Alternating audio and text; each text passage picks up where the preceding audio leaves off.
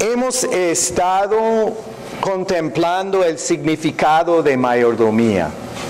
Mayordomía en su forma más amplia y no restringida al aspecto económico, que es lo que muchas veces en la iglesia es el enfoque durante este periodo del año, cuando estamos levantando las promesas para poder garantizar el presupuesto para el año siguiente.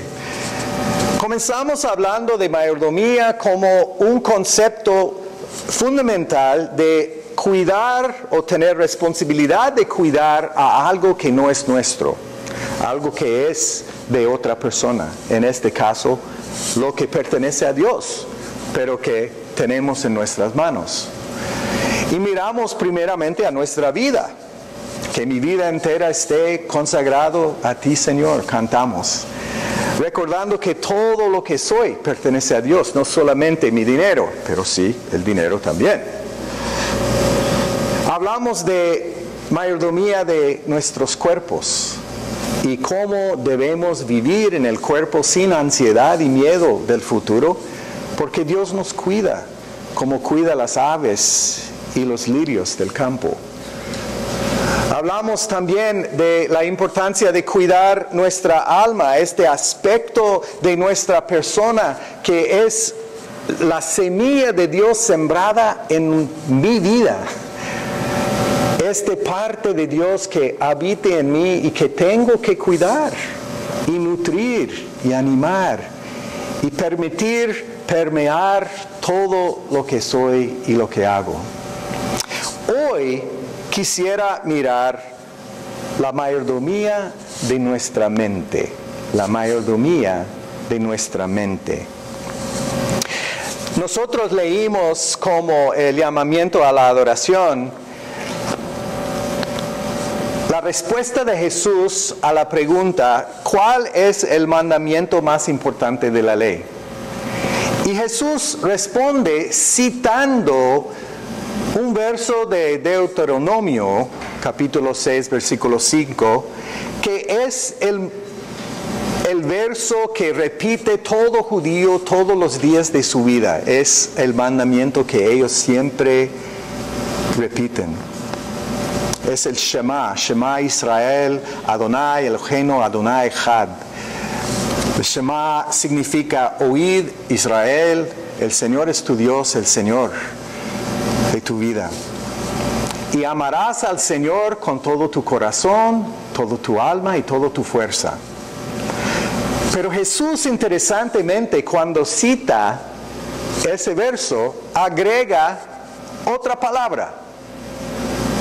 Amarás a tu Dios con todo tu alma, toda tu fuerza, todo tu corazón y tu mente. Tu mente. Interesante. Jesús adapta el texto que todos los judíos siempre repiten y agrega la mente como algo que también debe ser entregado a Dios con todo el amor. Para mí esto no era una casualidad, sino algo intencional. Que Jesús quiso decir que su mente también debe ser sometido a Dios con amor. Podría preguntarse, pues mi mente no es mío, es que está dentro de mi cuerpo, mis pensamientos no son míos, mis emociones, todo lo que pasa, mis ideas no son mías. Pues sí son tuyos y tuyas, pero yo creo que Jesús quiere indicar a nosotros que somos capaces de poner el pensamiento, poner la imaginación, poner las ideas que surgen en nuestra mente a servicio de Dios. O no, que es una decisión, que es una disciplina, dar su mente a Dios y no a otras cosas.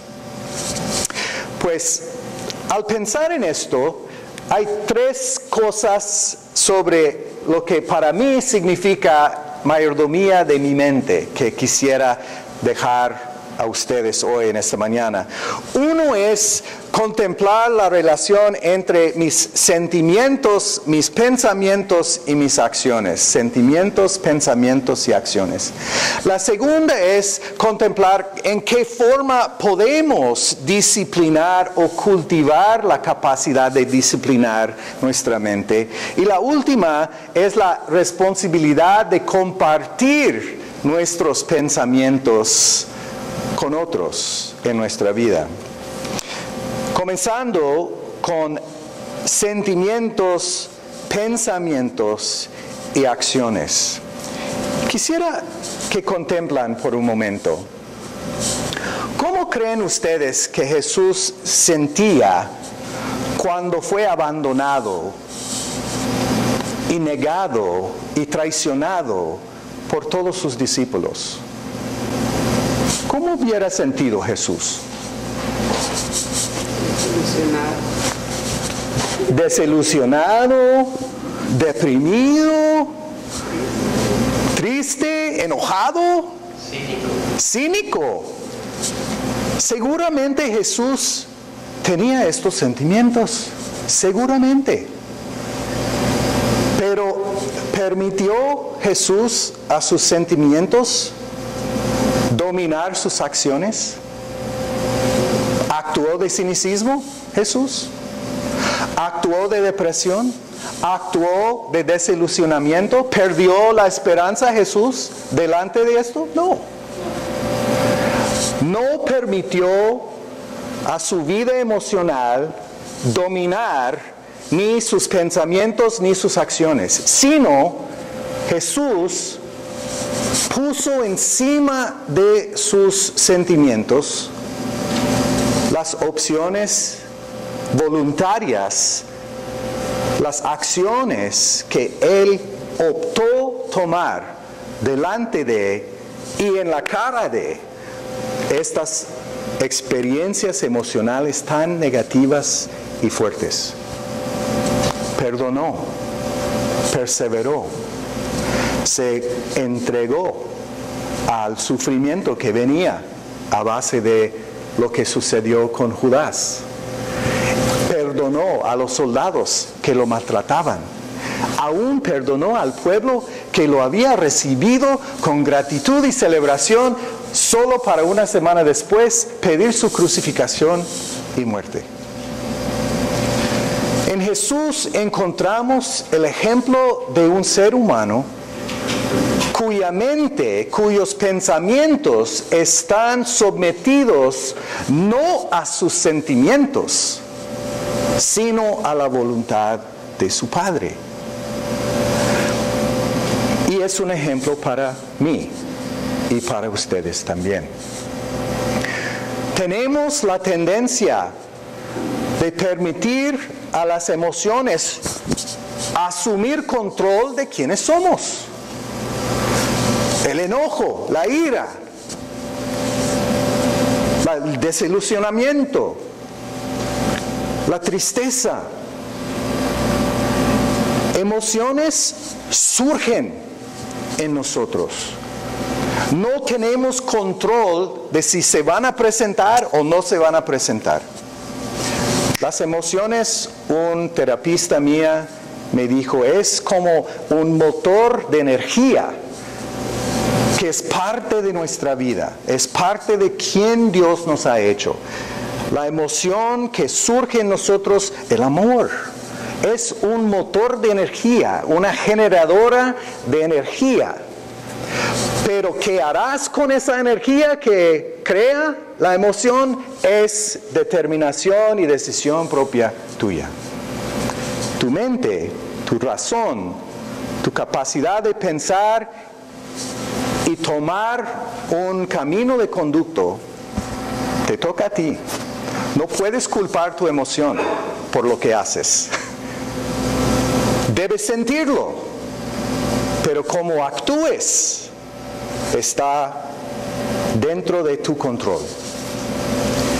Y muchos no queremos vivir así. No queremos asumir la responsabilidad por lo que hacemos con la energía de nuestras emociones. Preferimos echar la culpa a las emociones o a las personas cuyas acciones provocaron unas emociones en nosotros. No queremos responsabilizarnos por las acciones, pero no es lo que Jesús hizo. Jesús claramente sintió todo lo que nosotros sentimos, pero tenía un dominio propio de sus pensamientos y acciones que los hizo someter a una voluntad más grande, al Dios que habitaba en él, como habite también en ti. Entonces, la primera lección para mí en mayordomía de mi mente es reconocer que mi mente es mía y que yo tengo responsabilidad para usarla para determinar qué haré con la energía de mis emociones. ¿Voy a caer rendido delante de una emoción difícil? ¿O voy a usar la energía para enfocar acciones que dan honra y gloria a Dios, que construyen el bien y no destruyen al bien? La segunda cosa que para mí es parte de mayordomía de mi mente es el reconocimiento que tengo que aprender y entrenar a mí mismo, escuchar las varias voces que son parte de mi vida interna y descubrir cuál es la voz de Dios y cuáles son las voces que vienen de otros rumbos, ¿no? Pablo claramente entiende que somos capaces de poner la mente o dejar la mente ser llevada por varios caminos, por varias voces, ¿no? Y nos indica que debemos considerar o poner nuestra mente, literalmente, poner nuestra mente en las cosas que son buenas. Dice, por último, hermanos, consideran bien o poner tu mente en todo lo verdadero, todo lo respetable, todo lo justo, todo lo puro, todo lo amable, todo lo digno de admiración, en fin, todo lo que sea excelente o que merezca elogio. Ponga tu mente. Es una opción.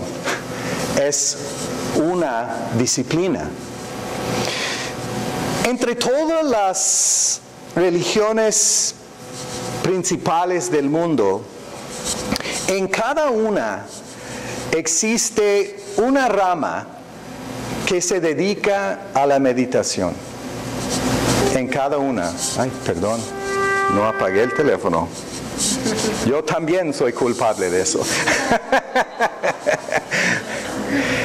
En todas estas religiones y en nuestra también, la disciplina de meditación está presente porque es una disciplina que nos ayuda a distinguir las voces diferentes que hablan dentro de mí. Y la disciplina fundamental de meditación es ponerse en una condición de silencio que permite a tu mente correr y correr y correr y correr. Para que uno puede desligarse de los pensamientos y observarlas. Observar por dónde va mi mente. Observar por dónde va mi imaginación. Observar por dónde va mis deseos. Observarla desligado de los pensamientos. Porque el proceso de desligarse de estos pensamientos te ayuda a descubrir que hay una parte de ti que no es el pensar o el sentir o el desear. Hay una porción de tu persona, y para mí es el Dios que habita en mí, que es capaz de no dejarse correr con una idea loca, ¿no? ¿Cuántas veces hemos vivido la experiencia de tener un encuentro con alguien y después del encuentro repasarla, hasta que todo su cuerpo está completamente contaminada por la experiencia? Esta semana pasada, un miembro de nuestra iglesia, acompañé a un miembro de esta iglesia a un encuentro con un empleador que lo había despedido. Y yo, en el camino de llegar a este encuentro con el empleador, mi cuerpo estaba completamente consumido por mi sentido de injusticia. Y tuve que luchar y pararme un rato y meditar para desligar mi cuerpo y mi persona de la ira que ya tenía antes de hablar con ellos. No había escuchado ni palabra una de ellos y ya estaba yo furioso con ellos. Injustamente. Porque ni sabía en el momento lo que era la realidad. Tenía una idea, pero permití a mi pensamiento ya correr tan adelante y a consumirme que tuve que disciplinarme, desligarme de eso para poder escuchar. Y nos pasa con los niños, con los hijos, con la familia, con la mamá, con el papá, con el jefe en el trabajo. Nos pasa a todos que los pensamientos van corriendo, y si no aprendemos una manera de desligarnos de ese tren de pensamiento y permitirla ir sin llevarme a mí, vamos a ser completamente sujetos a estos trenes que nos llevan a lugares que no son buenos.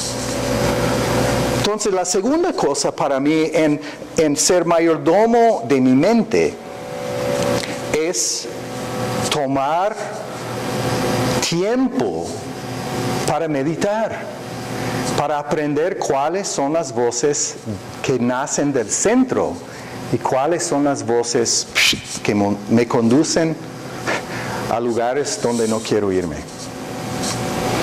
Y la última cosa que para mí es parte de mayordomía de mi mente es la responsabilidad de compartir lo que descubro a través de mi pensamiento y mi vivir con otros. Compartir con otros el fruto de mi pensar. Imagínense, si todo lo que Jesús vivió y descubrió nunca fue compartido. Que Jesús dijo, pues qué linda experiencia de humanidad he tenido. No voy a compartirlo con nadie, ellos pueden descubrirlo ellos mismos. ¿Por qué compartir? No. Qué pobreza sería la humanidad si Jesús no hubiera compartido lo que descubrió. Si Gandhi no hubiera compartido, si Martin Luther King no hubiera compartido, si el Buda no hubiera compartido, hay una responsabilidad en la mayordomía del pensamiento de compartirla, pero con este pero. Compartir no significa imponer. Compartir no significa imponer. Son diferentes. Es nuestra responsabilidad compartir la verdad que ilumina nuestra vida, la verdad que vamos descubriendo sobre Dios y cómo debemos vivir debajo de su poder soberano. Pero no es nuestra responsabilidad exigir o obligar a otro a pensar como yo. No. Queríamos iniciar este otoño, pero no logramos tener la energía para lanzarla bien. Pero queremos lanzar en Candlelight Café, después del nuevo año, una experiencia de iglesia que procura ayudarnos a aprender cómo compartir nuestra verdad uno con el otro, sin debatir, sin discutir, sin enojarse, solo compartiendo con el deseo de ponerlo delante de otros, para tomarla si es algo útil para ellos y para que lo dejan si no es. Y dejar que Dios y su Espíritu Santo sea la persona que ayuda a otro a decidir si esto vale o no vale la pena contemplar o tomar como parte de mi vida. El deseo es educarnos en cómo compartir sin imponer en otro. Y Dios mío, cuánto necesita nuestra sociedad más gente capaz de compartir sin imponerse. La falta de diálogo político en esta nación, en este momento, demuestra la incapacidad de nuestra sociedad en compartir sin tener que dominar o exigir que otro piense igual que yo. Entonces, les dejo estas tres cosas como posibles formas en que podrían ejercer mayordomía de sus mentes. Recordar que sentimientos, pensamientos y acciones son separados y que los sentimientos no tienen que tomar las riendas de tu vida.